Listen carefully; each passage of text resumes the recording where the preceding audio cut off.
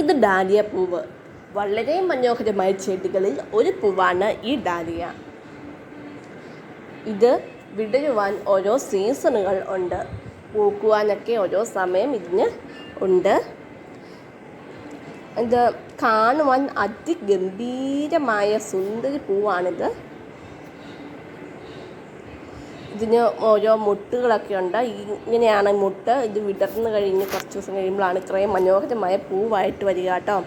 ഇത് ചെറിയൊരു തൈയാണ്, എങ്കിലും ഇത് നിറഞ്ഞ് പൂത്തിട്ടുണ്ട് കേട്ടോ. എല്ലായിടത്തും മുട്ടുകളുണ്ട് ഒക്കെയുണ്ട്. ഇതിൻ്റെ പൂവ് ചുവപ്പാണെങ്കിലും ഇടയ്ക്കോടെല്ലാം പഴുക്കാമഞ്ഞ നിറത്തിലുള്ള പൂക്കളും വരുന്നുണ്ട് കേട്ടോ. ഇത് കണ്ടോ, ഈ പൂവെന്ന് നോക്കുമ്പോൾ നമുക്ക് മനസ്സിലാവും. ചുവപ്പിൻ്റെ ഇടയ്ക്ക് വേറെ ഇട കലർന്ന നിറങ്ങൾ വരുന്നുണ്ട്.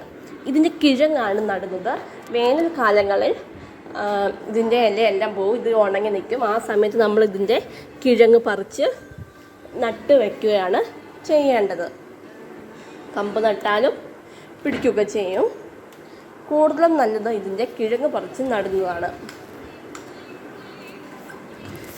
വളരെ മനോഹരമായൊരു പൂവാണ് ഡാലിയ. ഇതിൻ്റെ മണം അങ്ങനെ ആർക്കും തന്നെ അത്രയ്ക്ക് ഇഷ്ടപ്പെടത്തില്ല, ഒരു കട്ടൻ മണമാണ്. പക്ഷേ ഈ പൂവ് കാണാൻ വളരെ മനോഹരമാണ്. എല്ലാവരും നോക്കുന്ന ഒരു പൂവ് കൂടെയാണ് ഡാലിയ പൂ.